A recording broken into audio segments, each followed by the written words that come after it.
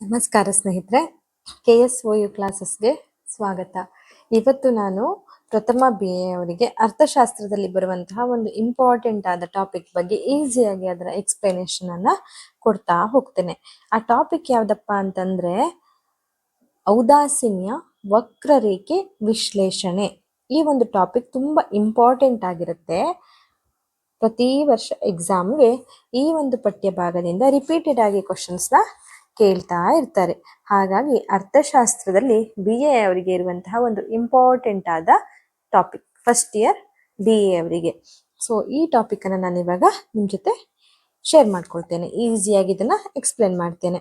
So ಔದಾಸೀನ್ಯ ವಕ್ರರೇಖೆ ವಿಶ್ಲೇಷಣೆ ಹಾಗಂದ್ರೆ ಏನು ಅಂತ ನೋಡೋಣ. ಇಂಗ್ಲಿಷ್ ನಲ್ಲಿ ಇದನ್ನ ಇಂಡಿಫರೆನ್ಸ್ ಕರ್ವ್ ಅನಾಲಿಸಿಸ್ ಅಂತ ಕರೀತಾರೆ. Indifference curve analysis. ಈ ಟಾಪಿಕ್ ನಮ್ಗೆ ಫಸ್ಟ್ ಗೆ ನೋಡ್ತಾ ಇರುವಾಗ ಇದೇನಪ್ಪ ಉದಾಸೀನ್ಯ ವಕ್ರರೇಖೆ ವಿಶ್ಲೇಷಣೆ ಅಂತ ಟಫ್ ಅಂತ ಅನ್ಸ್ಬೋದು. ಹಾಗಾಗಿ ನಾವು ಇದನ್ನ 1 by 1 ಬಿಡಿಸಿ ಹೇಳ್ತಾ ಹೋಗ್ತೇನೆ. ಆಗ ನಿಮ್ಗೆ ಇದು ಟಾಪಿಕ್ ಅಷ್ಟೇನು ಕಷ್ಟ ಇಲ್ಲ, ಕ್ಲಿಷ್ಟ ಅಲ್ಲ ಅಂತ ಅನ್ಸುತ್ತೆ. ಸೊ ಔದಾಸೀನ್ಯ ವಕ್ರರೇಖೆಯ ವಿಶ್ಲೇಷಣೆ ಅಂದ್ರೆ ಏನು? ಮೊದಲಿಗೆ ನಾವು ಔದಾಸೀನ್ಯ ಅಂದ್ರೆ ಏನು ಅಂತ ತಿಳ್ಕೊಳ್ಳೋಣ. ಔದಾಸೀನ್ಯ ಎಂದರೆ ಇಲ್ಲಿ ಯಾವುದೇ ಒಂದು ಆಯ್ಕೆಗೆ ವಿಶೇಷ ಆದ್ಯತೆ ಇಲ್ಲದಿರುವುದು. ಅಂದ್ರೆ ಯಾವುದೇ ಒಂದು ಆಯ್ಕೆಗೆ ವಿಶೇಷ ಆದ್ಯತೆ ಕೊಡದೇ ಇರುವಂತಹದ್ದು ಅಥವಾ ಇಂಪಾರ್ಟೆನ್ಸ್ ಅನ್ನ ಕೊಡದೇ ಇರುವುದನ್ನೇ ಔದಾಸೀನ್ಯ ಅಂತ ಕರಿತೀವಿ. ಅಂದ್ರೆ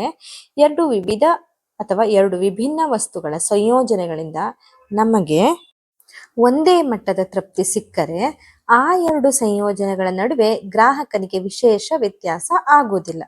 ಅರ್ಥ ಆಯ್ತಾ? ಅಂದ್ರೆ ಎರಡು ವಿಭಿನ್ನ ವಸ್ತುಗಳ ಸಂಯೋಜನೆಗಳಿಂದ ನಮಗೆ ಒಂದೇ ಮಟ್ಟದ ತೃಪ್ತಿ ಸಿಕ್ಕರೆ ಆ ಎರಡು ಸಂಯೋಜನೆಗಳ ನಡುವೆ ಗ್ರಾಹಕನಿಗೆ ಯಾವುದೇ ಒಂದು ವಿಶೇಷವಾದ ವ್ಯತ್ಯಾಸ ಡಿಫರೆಂಟ್ ಅಂತ ಅನಿಸುವುದಿಲ್ಲ. ಇದನ್ನೇ ಔದಾಸೀನ್ಯ ವಕ್ರರೇಖೆಯ ವಿಶ್ಲೇಷಣೆ ಅಂತ ಹೇಳ್ತಾರೆ, ಅಥವಾ ಔದಾಸೀನ್ಯ ವಕ್ರರೇಖೆ ಅಂತ ಕರೀತಾರೆ. ಇದಕ್ಕಿನ್ನೂ ನಾನು ನಿಮ್ಗೊಂದು ಉದಾಹರಣೆ ಕೊಟ್ಟು ಎಕ್ಸ್ಪ್ಲೇನ್ ಮಾಡ್ತೇನೆ. ಉದಾಹರಣೆಗಳನ್ನ ಹೇಳಿದಾಗ ನಿಮ್ಗೆ ಪಾಯಿಂಟ್ಗಳು ಈಸಿಯಾಗಿ ಅರ್ಥ ಆಗಬಹುದು. ಈಗ ನಿಮ್ಗೆ ಸೇಬು ಮತ್ತೆ ಬಾಳೆಹಣ್ಣು ಎರಡು ಇಷ್ಟ ಅನ್ಕೊಳ್ಳಿ. ನಿಮ್ಮ ಬಳಿ 2 ಆಯ್ಕೆಗಳಿರುತ್ತೆ. ಒಂದು A 2 ಸೇಬು ಹಣ್ಣು, ಮತ್ತೆ ಇನ್ನೊಂದು 4 ಬಾಳೆಹಣ್ಣಿನ ಆಯ್ಕೆ ಇರುತ್ತೆ. 2 ಸೇಬು ಹಣ್ಣು ಮತ್ತೆ 4 ಬಾಳೆಹಣ್ಣು. ಇನ್ನೊಂದ್ ಕಡೆ 3 ಸೇಬು ಹಣ್ಣಿರುತ್ತೆ, 2 ಬಾಳೆಹಣ್ಣಿರುತ್ತೆ. ಗೊತ್ತಾಯ್ತಾ? ಫಸ್ಟಿಗೆ 2 ಸೇಬು ಹಣ್ಣಿತ್ತು, 4 ಬಾಳೆಹಣ್ಣಿತ್ತು. ಆಮೇಲೆ ಇನ್ನೊಂದು ಆಯ್ಕೆಯಲ್ಲಿ 3 ಸೇಬು ಮತ್ತೆ 2 ಬಾಳೆಹಣ್ಣಿರುತ್ತೆ. ಈಗ ಇವೆರಡರ ಸಂಯೋಜನೆಯಿಂದ ನಿಮ್ಗೆ ಒಂದೇ ಮಟ್ಟದ ತೃಪ್ತಿ ಸಿಗುತ್ತೆ ಅನ್ಕೊಳ್ಳೋಣ. ಅಂದ್ರೆ ಆಗ A ಬೇಕು ಅಥವಾ B ಬೇಕು ಎಂಬುದನ್ನ ಯಾವ್ದ್ರಲ್ಲಿ ವ್ಯತ್ಯಾಸ ಇರುವುದಿಲ್ಲ. ಇದೇ ಔದಾಸೀನ್ಯ. ಅರ್ಥ ಆಯ್ತಾ? ಅಂದ್ರೆ 2 ಬಾಳೆಹಣ್ಣು ಇಟ್ಟಿರ್ತಾರೆ, 3 ಸೇಬು ಇಟ್ಟಿರ್ತಾರೆ, ಇಲ್ಲ 4 ಬಾಳೆಹಣ್ಣು ಇಟ್ಟಿರ್ತಾರೆ, 2 ಸೇಬು ಹಣ್ಣು ಇಟ್ಟಿರ್ತಾರೆ. ಸೊ ಅವು ಎರಡು ಕೂಡ ಆಲ್ಮೋಸ್ಟ್ ಈಕ್ವಲ್ ಅಂತ ನಮ್ಗೆ ಅನ್ಸ್ಬಿಡುತ್ತೆ. ಈಗ ಅದು ತಗೊಳ್ತೀರಾ ಇದು ತಗೊಳ್ತೀರಾ ಅಂತ ಕೇಳಿದಾಗ ನಿಮ್ಗೆ ಎರಡರಲ್ಲಿ ಯಾವ್ದು ಬೇಕಾದ್ರೂ ತಗೊಳ್ಳೋಣ, ಎರಡು ಕೂಡ ಆಲ್ಮೋಸ್ಟ್ ಒಂದೇ ಅನ್ಸುತ್ತೆ. ಇವು ಎರಡು ಸಂಯೋಜನೆಗಳು ಸೇರಿದಾಗ ಈಕ್ವಲ್ ಅಂತ ಅನ್ಸ್ಬಿಡುತ್ತೆ ನಿಮ್ಗೆ. ಅದೇ ಅಲ್ಲಿ ಔದಾಸೀನ್ಯ. ಅದೇ ಬೇಕು ಇದೇ ಬೇಕು ಅಂತ ಅನ್ಸಲ್ಲ. ಆಲ್ರೆಡಿ ಅದೆರಡು ಕೂಡ ಒಂದೇ ಮಟ್ಟದ ತೃಪ್ತಿಯನ್ನು ನಮ್ಗೆ ನೀಡುತ್ತಲ್ವಾ. ಆದ ಕಾರಣ ಇದನ್ನ ಇಲ್ಲಿ ಔದಾಸೀನ್ಯ ಅಂತ ಹೇಳ್ತೇವೆ. ಈಗ ನಾವು ವಕ್ರರೇಖೆ ಅಂದ್ರೆ ಏನು ಅಂತ ತಿಳ್ಕೊಳ್ಳೋಣ. ವಕ್ರರೇಖೆ ಅಂದ್ರೆ ಏನು? ಗ್ರಾಫ್ ನಲ್ಲಿ ಕೆಲವು ಅಂಶಗಳನ್ನ ಗುರುತಿಸಿ ಅವುಗಳನ್ನ ಒಂದು ರೇಖೆಯ ಮೂಲಕ ಸಂಪರ್ಕಿಸಿದಾಗ ಸಿಗುವಂತಹ ಕರ್ವ್ ಏನಿದೆ ಅಥವಾ ಅದನ್ನೇ ವಕ್ರರೇಖೆ ಅಂತ ಕರಿತೀವಿ. ಗೊತ್ತಾಯ್ತಾ? ಅಂದ್ರೆ ಒಂದು ಗ್ರಾಫ್ ನಲ್ಲಿ 2 ಅಂಶಗಳನ್ನ, ಅಂದ್ರೆ ಇಲ್ಲಿಂದ 2, ಇಲ್ಲೊಂದು ಪಾಯಿಂಟ್ ಇರುತ್ತೆ, ಇಲ್ಲೊಂದು ಪಾಯಿಂಟ್, ಇಲ್ಲೊಂದು ಅಂಶ, ಇಲ್ಲೊಂದು ಅಂಶ, ಎರಡರನ್ನು ನಾವು ಹಿಂಗೆ ಸೇರಿಸಿದಾಗ 2 ಅಂಶಗಳನ್ನ ಗುರುತಿಸಿ ಅವುಗಳನ್ನ ಒಂದಕ್ಕೊಂದು ರೇಖೆಯ ಮೂಲಕ ಸಂಪರ್ಕಿಸಿದಾಗ ಸಿಗುವಂತಹ ಕರ್ವ್, ಈಗ ಹೀಗೆ ಸಹ ಹೋಗ್ಬೋದು. ಕರ್ವ್ ಏನ್ ಸಿಗುತ್ತೆ ನೋಡಿ, ಇದೇ ಔದಾಸೀನ್ಯ ವಕ್ರರೇಖೆ ಅಂತ ಕರಿತೀವಿ. ಈಗ ಎಕನಾಮಿಕ್ಸ್ ಅಲ್ಲಿ ಗ್ರಾಫ್ ಮತ್ತೆ ಕರ್ವ್ಗಳನ್ನ ಬಳಸಿಕೊಂಡು ವಿವಿಧ ಆರ್ಥಿಕ ವಿಷಯಗಳನ್ನು ಸುಲಭವಾಗಿ ವಿವರಿಸ್ತಾರೆ. ಅಂದ್ರೆ ಎಕನಾಮಿಕ್ಸ್ ಅಲ್ಲಿ ಜಾಸ್ತಿ ನಾವು ಕರ್ವ್ಗಳನ್ನು ಇದನ್ನ ಯೂಸ್ ಮಾಡ್ತೀವಿ. ಅಂದ್ರೆ ಒಂದು ಈಗ ನಿಮ್ಗೆ ಸೀಮಾಂತ ತುಷ್ಟಿಗುಣ ಆಗ್ಲಿ ಅಥವಾ ಇಳಿಮುಖ ಸೀಮಾಂತ ತುಷ್ಟಿಗುಣ ಆಗ್ಲಿ, ಅದೆಲ್ಲವುಗಳನ್ನ ಕೂಡ ನಿಮ್ಗೆ ಕರ್ವ್ ಮುಖಾಂತರ ಎಕ್ಸ್ಪ್ಲೇನ್ ಮಾಡ್ತಾರೆ.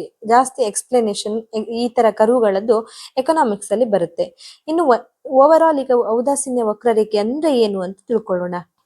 ಒಂದೇ ಮಟ್ಟದ ತೃಪ್ತಿಯನ್ನು ನೀಡುವ 2 ವಸ್ತುಗಳ ವಿವಿಧ ಸಂಯೋಜನೆಗಳನ್ನು ತೋರಿಸುವ ವಕ್ರರೇಖೆಯನ್ನೇ ಔದಾಸೀನ್ಯ ವಕ್ರರೇಖೆ ಅಂತ ಕರಿತೀವಿ. ಅಂದ್ರೆ ಒಂದೇ ಮಟ್ಟದ ತೃಪ್ತಿಯನ್ನ ನೀಡುವ 2 ಕೂಡ ಸಂಯೋಜನೆಗಳು, ಬೇರೆ ಬೇರೆ ಸಂಯೋಜನೆಗಳಿದ್ರೂ ಕೂಡ ತೃಪ್ತಿ ನೀಡುವಂಥದ್ದು ಒಂದೇ ಆಗಿರುತ್ತೆ. ಮತ್ತೆ ಆ ಒಂದು ಸಂಯೋಜನೆಗಳನ್ನ ವಕ್ರರೇಖೆಯ ಮುಖಾಂತರ ತೋರಿಸುವುದನ್ನೇ ಔದಾಸೀನ್ಯ ವಕ್ರರೇಖೆ ಎಂದು ಕರಿತೇವೆ. ಇದನ್ನ ಇಂಗ್ಲಿಷ್ ನಲ್ಲಿ ಇಂಡಿಫರೆನ್ಸ್ ಕರ್ವ್ ಅಂತ ಕರಿತೀವಿ. ಎಕನಾಮಿಕ್ಸ್ ಅಲ್ಲಿ ಇಂಗ್ಲಿಷ್ ನಲ್ಲಿ ಇದನ್ನ ಇಂಡಿಫರೆನ್ಸ್ ಕರ್ವ್ ಅಂತ ಕರಿತೀವಿ. ಅಂದ್ರೆ ಉದಾಹರಣೆಗೆ ತೃಪ್ತಿ ಒಂದೇ ಆಗಿರುತ್ತೆ ಪ್ಲಸ್ ಸಂಯೋಜನೆಗಳು ಬೇರೆ ಬೇರೆ ಈಕ್ವಲ್ ಟು ಔದಾಸೀನ್ಯ ವಕ್ರರೇಖೆ. ತೃಪ್ತಿ ಒಂದೇ ಆಗಿರುತ್ತೆ, ಸಂಯೋಜನೆಗಳು ಬೇರೆ ಬೇರೆ ಆಗಿರುತ್ತೆ, ಆದ್ರೆ ಅದ್ರ ಈಕ್ವಲ್ ಆಗಿರುವಂತ ಆನ್ಸರ್ ಏನು, ಅದೇ ಔದಾಸೀನ್ಯ ವಕ್ರರೇಖೆ ಆಗಿರುತ್ತೆ. ಒಂದು ಸರಳ ಉದಾಹರಣೆ ಮೂಲಕ ಇದನ್ನ ಎಕ್ಸ್ಪ್ಲೇನ್ ಮಾಡೋದಂದ್ರೆ, ನಾವು ಎರಡು ವಸ್ತುಗಳನ್ನ ತಗೊಳ್ಳೋಣ. ಈಗಾಗಲೇ ನಾವು ತಗೊಂಡಿದೀವಿ. ಒಂದು ಎಕ್ಸ್ ಅಂದ್ರೆ ಸೇಬು ಹಣ್ಣು, ವೈ ಅಂದ್ರೆ ಬಾಳೆಹಣ್ಣು.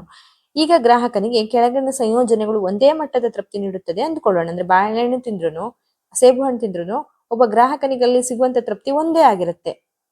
ಇದನ್ನ ನಿಮ್ಗೆ ಕೋಷ್ಟಕದ ಮೂಲಕ ಅರ್ಥ ಮಾಡಿಸೋದಾದ್ರೆ, ಇದು ಸಂಯೋಜನೆ.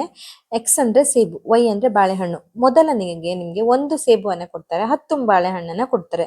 ಎರಡನೆಯದಾಗಿ ನಿಮ್ಗೆ 2 ಸೇಬು ಹಣ್ಣನ್ನ ಕೊಡ್ತಾರೆ, 7 ಬಾಳೆಹಣ್ಣನ್ನ ಕೊಡ್ತಾರೆ. ಸೊ ಈಗ ನಿಮ್ಗೆ ಕೊನೆಗೆ ಹೋಗ್ತಾ ಇದ್ದಂಗೆನೆ ಸಂಯೋಜನೆಗಳು, ವಿವಿಧ ಸಂಯೋಜನೆಗಳನ್ನು ಮಾಡಿದಾಗ ಕೂಡ ನಿಮ್ಗೆ ಸಿಗುವಂತ ತೃಪ್ತಿ ಏನಿದೆ ಒಂದೇ ಆಗಿರುತ್ತೆ. 3 ಬಾಳೆಹಣ್ಣು ಸೇಬು ಹಣ್ಣು ಕೊಟ್ಟಾಗ 5 ಬಾಳೆಹಣ್ಣು ಕೊಡ್ತಾರೆ, 4 ಸೇಬು ಹಣ್ಣು ಕೊಟ್ಟಾಗ 4 ಬಾಳೆಹಣ್ಣು ಕೊಡ್ತಾರೆ, ಅಥವಾ 5 ಸೇಬು ಹಣ್ಣು ಕೊಟ್ಟಾಗ 3 ಬಾಳೆಹಣ್ಣು ಕೊಡ್ತಾರೆ. ಇದೇ ತರ ನಿಮ್ಗೆ ಸಂಯೋಜನೆಗಳು ಈಕ್ವಲ್ ಆದ ಒಂದು ತೃಪ್ತಿಯನ್ನ ನಿಮ್ಗೆ ನೀಡುತ್ತೆ. ಇದನ್ನ ಇಲ್ಲಿ ಉದಾಸೀನ್ಯ ವಕ್ರರೇಖೆಯ ವಿಶ್ಲೇಷಣೆ ಎನ್ನುವಂತಹ ಒಂದು ಉದಾಹರಣೆಯಲ್ಲಿ ನಾವು ನೋಡ್ಬೋದಾಗಿದೆ. ಈಗ ನೀವು ಈ ಏನು ಸಂಯೋಜನೆ ಇದೆ ಅಲ್ವಾ, ಆ ಸಂಯೋಜನೆಯನ್ನ ಇಲ್ಲಿ ಎಕ್ಸ್ಪ್ಲನೇಷನ್ ಆಗಿ ಅಥವಾ ಡೀಟೇಲ್ ಆಗಿ ಬರೀತಾ ಹೋಗ್ಬೋದು. ಆಗ ನಿಮ್ಗೆ ಇದನ್ನ ಒಂದೊಂದು ಪಾಯಿಂಟ್ ವೈಸ್ ಆಗಿ ಇದನ್ನ ಈ ಒಂದು ಎ ಸಂಯೋಜನೆಯಲ್ಲಿ 1 ಸೇಬು ಕೊಟ್ಟಾಗ 10 ಬಾಳೆಹಣ್ಣು ಕೊಡ್ತಾರೆ, ಅಥವಾ ಬಿ ಸಂಯೋಜನೆಯಲ್ಲಿ 2 ಬಾಳೆಹಣ್ಣು ಕೊಟ್ಟಾಗ 2 ಸೇಬು ಹಣ್ಣು ಕೊಟ್ಟಾಗ 7 ಬಾಳೆಹಣ್ಣು ಬರುತ್ತೆ. ಇಲ್ಲಿ ಕೂಡ ಮನುಷ್ಯ ತೃಪ್ತಿ ಕೂಡ ಈಕ್ವಲ್ ಆಗಿ ಡಿಸ್ಟ್ರಿಬ್ಯೂಟ್ ಆಗುತ್ತೆ. ಈ ತರ ನೀವು ಒಂದೊಂದನ್ನೇ ಕೂಡ ಎಕ್ಸ್ಪ್ಲೇನ್ ಮಾಡ್ತಾ ಹೋಗ್ಬೇಕು. ಇಲ್ಲಿರುವುದು ಕೂಡ ಆ ಸಂಯೋಜನೆಗಳ ಎಕ್ಸ್ಪ್ಲನೇಷನ್ ಆಗಿರುತ್ತೆ. ಸೊ ಈ ಎಲ್ಲ ಸಂಯೋಜನೆಗಳಿಂದ ನಮ್ಗೆ ಏನ್ ಅರ್ಥ ಆಗುತ್ತೆ ಅಂದ್ರೆ, ಪ್ರತಿಯೊಂದು ಸಂಯೋಜನೆಯಿಂದ ಗ್ರಾಹಕರಿಗೆ ಒಂದೇ ಮಟ್ಟದ ತೃಪ್ತಿ ಸಿಗುತ್ತೆ ಎನ್ನುವುದನ್ನು ನಾವಿಲ್ಲಿ ಅರ್ಥ ಮಾಡ್ಕೊಳ್ಬಹುದು. ಇನ್ನು ಈ ABCD ಸಂಯೋಜನೆ, ಇದಕ್ಕೆ ಸಂಯೋಜನೆ ಏನಿದೆ ಇದನ್ನ ಒಂದು ಗ್ರಾಫ್ಗಳ ಮುಖಾಂತರ ಗುರುತಿಸಿ ಕರುವು ಸೇರಿಸಿದಾಗ ಸಿಗುವಂತಹ ರೇಖೆ ಏನಿದೆ ಅದನ್ನೇ ನಾವಿಲ್ಲಿ ಔದಾಸೀನ್ಯ ವಕ್ರರೇಖೆ ಅಂತ ಕರಿತೀವಿ. ಇನ್ನು ಔದಾಸೀನ್ಯ ವಕ್ರರೇಖೆ ಏನನ್ನ ತೋರಿಸುತ್ತೆ? ಔದಾಸೀನ್ಯ ವಕ್ರರೇಖೆ ಮುಖ್ಯವಾಗಿ ಗ್ರಾಹಕನ ಆಯ್ಕೆ ಮತ್ತೆ ತೃಪ್ತಿಯ ಮಟ್ಟವನ್ನ ತೋರಿಸ್ತದೆ. ಇನ್ನು ಒಂದು ವಸ್ತುವನ್ನು ಹೆಚ್ಚು ಪಡೆಯಲು ಗ್ರಾಹಕ ಮತ್ತೊಂದು ವಸ್ತುವಿನ ಕೆಲವು ಪ್ರಮಾಣವನ್ನ ಬಿಟ್ಟುಕೊಡಲು ಸಿದ್ಧನಾಗಿರುತ್ತಾನೆ. ಅಂದ್ರೆ ಒಂದು ವಸ್ತುವನ್ನು ಜಾಸ್ತಿ ಪಡಿಬೇಕನ್ನುವಂತ ಸಂದರ್ಭದಲ್ಲಿ ಯಾವುದೇ ಗ್ರಾಹಕನಾಗಲಿ ಇನ್ನೊಂದು ವಸ್ತುವಿನ ಪ್ರಮಾಣವನ್ನು ಸ್ವಲ್ಪ ಕಡಿಮೆ ಮಾಡ್ತಾರೆ. ಇದು ನೈಜವಾಗಿ ಜೀವನದಲ್ಲಿ ಕೂಡ ನಡೆಯುವಂಥದ್ದು. ಒಂದನ್ನ ಪಡಿಬೇಕಾದ್ರೆ ಇನ್ನೊಂದನ್ನ ಸ್ವಲ್ಪ ಆದ್ರೂ ಕಡಿಮೆ ತಗೊಳ್ಬೇಕು, ಇಲ್ಲ ಇನ್ನೊಂದನ್ನ ಸ್ವಲ್ಪ ಜಾಸ್ತಿ ಪಡಿಬೇಕಂದ್ರೆ ಅದಕ್ಕಿಂತ ಮತ್ತೊಂದನ್ನು ಸ್ವಲ್ಪ ಕಡಿಮೆಯಾಗಿ ಪಡಿಬೇಕು. ಇದು ಜೀವನದಲ್ಲಿ ನಡೀತಾ ಇರುವಂತದ್ದು. ಹಾಗೇನೆ ಇಲ್ಲಿ ಔದಾಸೀನ್ಯ ವಕ್ರರೇಖೆಯಲ್ಲಿ ನಡೆಯುತ್ತೆ. ಆದರೆ ಅವನ ಒಟ್ಟು ತೃಪ್ತಿಯ ಮಟ್ಟ ಮಾತ್ರ ಒಂದೇ ಆಗಿರುತ್ತೆ. ಇಲ್ಲಿ ಉದಾಹರಣೆಗೆ ನಿಮ್ಗೆ ಹೆಚ್ಚು ಸೇಬು ಬೇಕು, ಆದ್ರೆ ನಿಮ್ಗೆ ತೃಪ್ತಿ ಅದೇ ಮಟ್ಟದಲ್ಲಿ ಇರಬೇಕು. ಆಗ ನೀವು ಕೆಲವು ಬಾಳೆಹಣ್ಣುಗಳನ್ನ ಬಿಟ್ಟು ಕೊಡ್ಬೇಕಾಗುತ್ತೆ. ಇದು ಒಂದು ವಿನಿಮಯ ತರ, ಟ್ರೇಡ್ ಆಫ್ ತರ ಇರುತ್ತೆ ಅನ್ನೋದನ್ನ ನಾವಿಲ್ಲಿ ಅರ್ಥ ಮಾಡ್ಕೊಳ್ಬಹುದು. ಇನ್ನು ಔದಾಸೀನ್ಯ ವಕ್ರರೇಖೆ ಕೆಳಮುಖವಾಗಿದ್ದರೆ ಇದು ಬಹಳ ಮುಖ್ಯವಾದ ಅಂಶ. ಸಾಮಾನ್ಯವಾಗಿ ಔದಾಸೀನ್ಯ ವಕ್ರರೇಖೆ ಮೇಲಿನಿಂದ ಕೆಳಕ್ಕೆ ಇಳಿಯುವ ರೀತಿಯಲ್ಲಿ ಇರುತ್ತೆ. ಯಾಕೆಂದ್ರೆ ಒಂದು ವಸ್ತುವಿನ ಪ್ರಮಾಣವನ್ನು ಹೆಚ್ಚಿಸಿದಾಗ ಅದೇ ಮಟ್ಟದ ತೃಪ್ತಿಯನ್ನು ಉಳಿಸಿಕೊಳ್ಳಲು ಇನ್ನೊಂದು ವಸ್ತುವಿನ ಪ್ರಮಾಣವನ್ನು ನಾವು ಕಡಿಮೆ ಮಾಡಬೇಕು. ಈಗಾಗಲೇ ಗೊತ್ತಿದೆ ನಿಮ್ಗೆ, ಯಾವ್ದಾದ್ರು ಒಂದನ್ನ ಜಾಸ್ತಿ ಪಡಿಬೇಕಂದ್ರೆ ಇನ್ನೊಂದು ವಸ್ತುವನ್ನು ನಾವು ಕಡಿಮೆ ಪಡಿತೇವೆ ಅಲ್ವಾ, ಅದೇ ತರ ಒಂದು ವಸ್ತುವಿನ ಪ್ರಮಾಣವನ್ನು ಹೆಚ್ಚಿದಾಗ ಅದೇ ಮಟ್ಟದ ತೃಪ್ತಿಯನ್ನು ಉಳಿಸಿಕೊಳ್ಳಲು ನಾವು ಇನ್ನೊಂದು ಪ್ರಮಾಣವನ್ನ ಕಡಿಮೆ ಮಾಡಬೇಕು. ಈಗಾಗಲೇ ಎಕ್ಸ್ಪ್ಲನೇಷನ್ ನೀವು ನೋಡಿದಿರಿ. ಸೇಬು ಹೆಚ್ಚಾದ್ರೆ ಬಾಳೆಹಣ್ಣು ಕಡಿಮೆ ಆಗುತ್ತೆ, ಅಥವಾ ಬಾಳೆಹಣ್ಣು ಹೆಚ್ಚಾದ್ರೆ ಸೇಬು ಹಣ್ಣು ಕಡಿಮೆ ಆಗುತ್ತೆ. ಆದ್ರಿಂದ ಔದಾಸೀನ್ಯ ರೇಖೆಗೆ ಯಾವಾಗ್ಲೂ ಕೆಳಮುಖವಾಗಿಯೇ ಬರುತ್ತೆ. ಅಂದ್ರೆ ಗ್ರಾಫ್ ಏನಿದೆ ಅದು ಔದಾಸೀನ್ಯ ವಕ್ರರೇಖೆಯಲ್ಲಿ ಗ್ರಾಫ್ ಎನ್ನುವಂತಹದ್ದು ಕೆಳಮುಖವಾಗಿಯೇ ಯಾವಾಗ್ಲೂ ಇರುತ್ತೆ ಎನ್ನುವುದನ್ನ ನಾವು ನೋಡ್ಕೋಬಹುದು. ಇನ್ನು ಔದಾಸೀನ್ಯ ವಕ್ರರೇಖೆಗಳೇನಿರುತ್ತೆ ಅದು ಪರಸ್ಪರ ಛೇದಿಸುವುದಿಲ್ಲ. ಇದೊಂದು ಕೂಡ ಮುಖ್ಯವಾದ ಗುಣಲಕ್ಷಣವಾಗಿರುತ್ತೆ. ಎರಡು ಔದಾಸೀನ್ಯ ರೇಖೆಗಳು ಸಾಮಾನ್ಯವಾಗಿ ಒಂದನ್ನೊಂದು ಛೇದಿಸುವುದಿಲ್ಲ. ಯಾಕೆಂದ್ರೆ ಪ್ರತಿಯೊಂದು ಔದಾಸೀನ್ಯ ವಕ್ರರೇಖೆಯು ಒಂದು ನಿರ್ದಿಷ್ಟ ಮಟ್ಟದ ತೃಪ್ತಿಯನ್ನ ಸೂಚಿಸುತ್ತೆ. ಅಂದ್ರೆ ಅದು ಎಲ್ಲಿ ಕೂಡ ಜಾಯಿಂಟ್ ಆಗುದಿಲ್ಲ. ನಾವೀಗ ಒಂದು ಏನ್ ಗ್ರಾಫ್ ಮಾಡ್ತೀವಲ್ವಾ ಸಂಯೋಜನೆಗಳ ಮುಖಾಂತರ, ಒಂದನ್ನೊಂದು ಆ ವಕ್ರರೇಖೆಗಳು ಒಂದನ್ನೊಂದು ಇಲ್ಲಿ ಛೇದಿಸುವುದಿಲ್ಲ, ಅಥವಾ ಹೀಗೆ ಒಂದನ್ನೊಂದು ಅದು ಛೇದಿಸುವುದಿಲ್ಲ.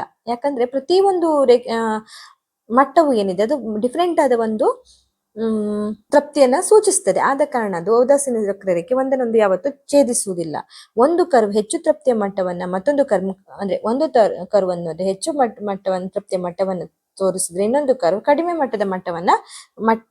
ಮಟ್ಟದ ತೃಪ್ತಿಯನ್ನ ಸೂಚಿಸುತ್ತದೆ. ಆದ್ದರಿಂದ ಅವುಗಳು ಪರಸ್ಪರ ಛೇದಿಸಿದ್ರೆ ಅಲ್ಲಿ ತೃಪ್ತಿಯ ಮಟ್ಟ ಏನು ಅಥವಾ ತೃಪ್ತಿಯ ಕ್ಯಾಲ್ಕುಲೇಷನ್ ಏನಾಗುತ್ತೆ, ಅಲ್ಲಿ ಒಂದು ಕನ್ಫ್ಯೂಷನ್ ಉಂಟಾಗುತ್ತೆ, ಅಥವಾ ಅದು ಒಂದನ್ನೊಂದು ಛೇದಿಸಿರೋದು ಅಲ್ಲಿ ತೃಪ್ತಿಯ ಒಂದು ಪರಿಭಾವನೆ ಉಂಟಾಗುವುದಿಲ್ಲ, ಅಲ್ಲಿ ಒಂದು ಗೊಂದಲಗಳು ಉಂಟಾಗ್ತದೆ ಎನ್ನುವುದನ್ನು ನಾವಿಲ್ಲಿ ನೋಡ್ಬೋದು. ಆದ್ದರಿಂದ indifference curve do not intersect each other, ಅಂದ್ರೆ ಒಂದನ್ನೊಂದದು ಛೇದಿಸುವುದಿಲ್ಲ ಎನ್ನುವುದನ್ನು ನಾವಿಲ್ಲಿ ಅರ್ಥ ಮಾಡ್ಕೊಳ್ಬೇಕಾಗತ್ತೆ.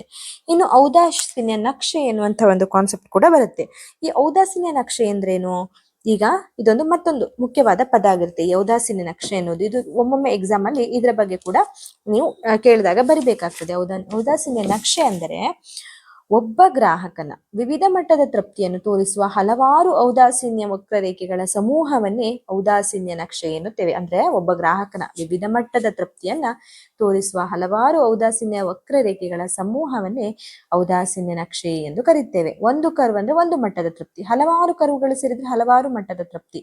ಆ ಎಲ್ಲ ಕರ್ವ್ಗಳನ್ನ ಒಟ್ಟಾಗಿ ತೋರಿಸಿದ್ರೆ ಅದು ಇಂಡಿಫರೆನ್ಸಿವ್ ಮ್ಯಾಪ್ ಅಥವಾ ಇದು ಔದಾಸೀನ್ಯದ ನಕ್ಷೆ ಎಂದು ಕರಿತೇವೆ ನಾವು. ಇನ್ನು ಔದಾಸೀನ್ಯ ವಕ್ರರೇಖೆ ಊಹೆಗಳು ಅಥವಾ ಅಸಂಪ್ಷನ್ಗಳು ಯಾವುದೆಲ್ಲ ಇದೆ ಅಂತ ನೋಡೋಣ. ಈಗ ಊಹೆಗಳು ಅಥವಾ ನೀವು ಅದನ್ನ ಲಕ್ಷಣಗಳು ಅಂತ ಕೂಡ ನೋಡಬಹುದಾಗಿದೆ. ಈ ಅಸಂಪ್ಷನ್ಗಳಲ್ಲಿ ಒಂದನೇ ಪಾಯಿಂಟ್, ಗ್ರಾಹಕರು ವಿವೇಚನಾಶೀಲನಾಗಿರ್ತಾನೆ, ಅಂದ್ರೆ ತನ್ನ ತೃಪ್ತಿಯನ್ನು ಹೆಚ್ಚಿಸಿಕೊಳ್ಳಲು ಯಾವಾಗ್ಲೂ ಪ್ರಯತ್ನಿಸ್ತಾನೆ. ಇನ್ನೊಂದು, ಗ್ರಾಹಕನಿಗೆ ತನ್ನ ಆದ್ಯತೆಗಳ ಬಗ್ಗೆ ತಿಳಿದಿರುತ್ತದೆ. ಮೂರು, ಅಂದ್ರೆ ಯಾವ ವಸ್ತು ಹೆಚ್ಚು ಇಷ್ಟ, ಯಾವುದು ಕಡಿಮೆ ಇಷ್ಟ ಎಂಬುದು ಅವನಿಗೆ ತಿಳಿದಿರುತ್ತದೆ. ಅದರ ಪ್ರಕಾರ ಅವನು ಯಾವ್ದು ಹೆಚ್ಚು ಬೇಕೋ ಆಗ ಇನ್ನೊಂದು ವಸ್ತುವನ್ನ ಕಡಿಮೆ ಮಾಡ್ತಾನೆ, ಅಥವಾ ಯಾವ್ದು ಕಡಿಮೆ ಬೇಕಂದಾಗ ಇನ್ನೊಂದು ವಸ್ತುವನ್ನ ಹೆಚ್ಚು ತಗೊಳ್ತಾನೆ. ಇನ್ನು ಮೂರನೇ ಪಾಯಿಂಟ್ ಯಾವ್ದಪ್ಪ ಅಂದ್ರೆ ಎರಡು ವಸ್ತುಗಳನ್ನ ಪರಿಗಣಿಸಲಾಗ್ತದೆ. ಇಂತಹ ಸಂದರ್ಭದಲ್ಲಿ ಔದಾಸೀನ್ಯ ಇದು ವಕ್ರರೇಖೆ ಬರುವಂತಹ ಸಂದರ್ಭದಲ್ಲಿ ಅವನಿಗೆ ಎರಡು ವಸ್ತುಗಳು ಬೇಕಾಗಿರ್ತದೆ, ಅಲ್ಲಿ ಒಂದೇ ವಸ್ತು ಇರುವುದಿಲ್ಲ. ಎರಡು ವಸ್ತುಗಳಿದ್ದಾಗ ಅವನಿಗೆ ಚಾಯ್ಸ್ ಮಾಡ್ಲಿಕ್ಕೆ ಈಸಿ ಆಗ್ತದೆ. ಅಂದ್ರೆ ಯಾವ್ದು ಹೆಚ್ಚು ಬೇಕಿದ್ದಾಗ ಇನ್ನೊಂದು ವಸ್ತುವನ್ನು ಕಡಿಮೆ ತಗೊಳ್ಳಿಕ್ಕೆ ಸಹಾಯ ಆಗುತ್ತೆ. ಸಾಮಾನ್ಯವಾಗಿ ಈ ವಿಶ್ಲೇಷಣೆಯಲ್ಲಿ ಎರಡು ವಸ್ತುಗಳ ಸಂಯೋಜನೆಯನ್ನೇ ತೆಗೆದುಕೊಳ್ಳಲಾಗ್ತದೆ. ಈ ಒಂದು ಔದಾಸೀನ್ಯ ವಕ್ರರೇಖೆ ವಿಶ್ಲೇಷಣೆಯ ಸಂದರ್ಭದಲ್ಲಿ ಎರಡು ವಸ್ತುಗಳು ಬೇಕಾಗ್ತದೆ. ಇನ್ನು ಗ್ರಾಹಕನ ಆದಾಯವು ನಿರ್ದಿಷ್ಟವಾಗಿರುತ್ತೆ, ಅಂದ್ರೆ ವಿಶ್ಲೇಷಣೆ ಮಾಡುವ ಸಮಯದಲ್ಲಿ ಅಥವಾ ಆದಾಯದಲ್ಲಿ ಬದಲಾವಣೆ ಇರುವುದಿಲ್ಲ ಎಂದು ಊಹಿಸಲಾಗ್ತದೆ. ವಸ್ತುಗಳ ಬೆಲೆಗಳು ಕೂಡ ನಿರ್ದಿಷ್ಟವಾಗಿರುತ್ತೆ. ವಿಶ್ಲೇಷಣೆ ಸಂದರ್ಭದಲ್ಲಿ ಬೆಲೆಗಳಲ್ಲಿ ಯಾವುದೇ ಬದಲಾವಣೆ ಇಲ್ಲ ಎಂದು ಊಹಿಸಲಾಗ್ತದೆ. ಇನ್ನು ಗ್ರಾಹಕನು ಹೆಚ್ಚು ತೃಪ್ತಿಯನ್ನು ಪಡೆಯಲು ಬಯಸ್ತಾನೆ, ಅಂದ್ರೆ ಓವರ್ ಆಲ್ ಅವನು ಎರಡು ವಸ್ತುಗಳ ಸಂಯೋಜನೆ ಆಗೋದ್ರ ಮೂಲಕ ಅವನಿಗೆ ತೃಪ್ತಿ ಅಂತೂ ಜಾಸ್ತಿ ಬೇಕನ್ನುವುದನ್ನು ಅವನು ಎಕ್ಸ್ಪೆಕ್ಟೇಷನ್ ಮಾಡ್ತಾನೆ. ಅಥವಾ ಗ್ರಾಹಕನು ಸಾಮಾನ್ಯವಾಗಿ ಹೆಚ್ಚಿನ ವಸ್ತುಗಳನ್ನು ಹೊಂದಿರುವ ಸಂಯೋಜನವನ್ನೇ ಹೆಚ್ಚು ಆದ್ಯತೆ ನೀಡ್ತಾನೆ.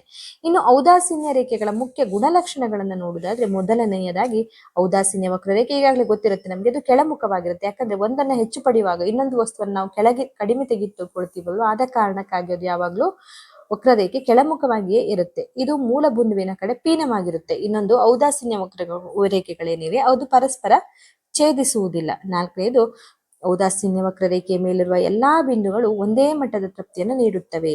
ಇನ್ನು ಐದನೆಯದು, ಮೂಲ ಬಿಂದುವಿನಿಂದ ಹೆಚ್ಚು ದೂರದಲ್ಲಿರುವ ವಕ್ರರೇಖೆ ಔದಾಸೀನ್ಯ ವಕ್ರರೇಖೆ ಹೆಚ್ಚಿನ ತೃಪ್ತಿಯನ್ನ ಸೂಚಿಸುತ್ತೆ. ಆರನೇದು, ಔದಾಸೀನ್ಯ ವಕ್ರರೇಖೆಗಳ ಸಂಖ್ಯೆ ಅನೇಕವಾಗಿರಬಹುದು, ಒಂದೇ ಇರುವುದಿಲ್ಲ. ಇನ್ನೊಂದು, ಈಗ ಇದಿಷ್ಟ ಪಾಯಿಂಟ್ಸ್ ಗುಣಲಕ್ಷಣಗಳಾಯ್ತು. ಈ ಗುಣಲಕ್ಷಣಗಳನ್ನು ನೆನ್ಪಿಟ್ಕೊಳ್ಳಿ. ಬೇಕಾದ್ರೆ ಇದನ್ನೇ ನಿಮ್ಮದೇ ಅರ್ಥ ಆದ ರೀತಿಯಲ್ಲಿ ನೀವು ಇದನ್ನ ಎಕ್ಸ್ಪ್ಲೇನ್ ಮಾಡಬಹುದು. ಒಂದು, ಔದಾಸೀನ್ಯ ವಕ್ರರೇಖೆ ಕೆಳಮುಖ ಆಗಿರುತ್ತೆ. ಇನ್ನೊಂದು, ಮೂಲ ಬಿಂದುವಿನ ಕಡೆ ಪೀನವಾಗಿರುತ್ತೆ. ಮತ್ತೊಂದು, ಔದಾಸೀನ್ಯ ವಕ್ರರೇಖೆಗಳು ಪರಸ್ಪರ ಛೇದಿಸುವುದಿಲ್ಲ. ನಾಲ್ಕನೇದು, ಔದಾಸೀನ್ಯ ವಕ್ರರೇಖೆ ಮೇಲಿರುವ ಎಲ್ಲಾ ಬಿಂದುಗಳು ಒಂದೇ ಮಟ್ಟದ ತೃಪ್ತಿಯನ್ನು ನೀಡುತ್ತದೆ.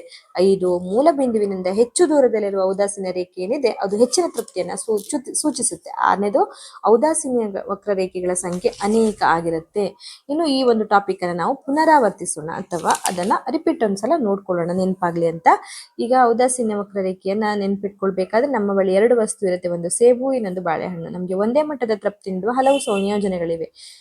ಒಂದು ಸಂಯೋಜನೆಯಲ್ಲಿ ಒಂದು ಬಾಳೆ, ಇನ್ನೊಂದರಲ್ಲಿ ಒಂದು ಸೇಬು, ಇನ್ನೊಂದರಲ್ಲಿ 10 ಬಾಳೆಹಣ್ಣು ಇರುತ್ತೆ. ಮತ್ತೊಂದರಲ್ಲಿ 2 ಸೇಬು ಇರುತ್ತೆ, ಇನ್ನೊಂದು 7 ಬಾಳೆಹಣ್ಣು ಇರುತ್ತೆ. ಮತ್ತೊಂದರಲ್ಲಿ 3 ಸೇಬು ಹಣ್ಣು ಇರುತ್ತೆ, 5 ಬಾಳೆಹಣ್ಣು ಇರುತ್ತೆ. ಇನ್ನೊಂದರಲ್ಲಿ 4 ಸೇಬು ಮತ್ತೆ 4 ಬಾಳೆಹಣ್ಣು ಇರುತ್ತೆ. ಓವರ್ ಆಲ್ ಈ ಎಲ್ಲ ಸಂಯೋಜನೆಗಳಿಂದ ಒಂದೇ ಮಟ್ಟದ ತೃಪ್ತಿ ಸಿಗುತ್ತದೆ ಎಂದುಕೊಂಡರೆ ಅವುಗಳನ್ನ ಗ್ರಾಫ್ ನಲ್ಲಿ ಗುರುತಿಸುವಾಗ ಸಿಗುವ ಒಂದು ಕರ್ವ್ ಏನಿದೆ ಅದೇ ಔದಾಸೀನ್ಯ ವಕ್ರರೇಖೆ. ಅಂದ್ರೆ ಈ ಎಲ್ಲ ಸಂಯೋಜನೆಗಳಿಂದ ಸಿಗುವಂತ ತೃಪ್ತಿ ಒಂದೇ ಆಗಿರುತ್ತೆ.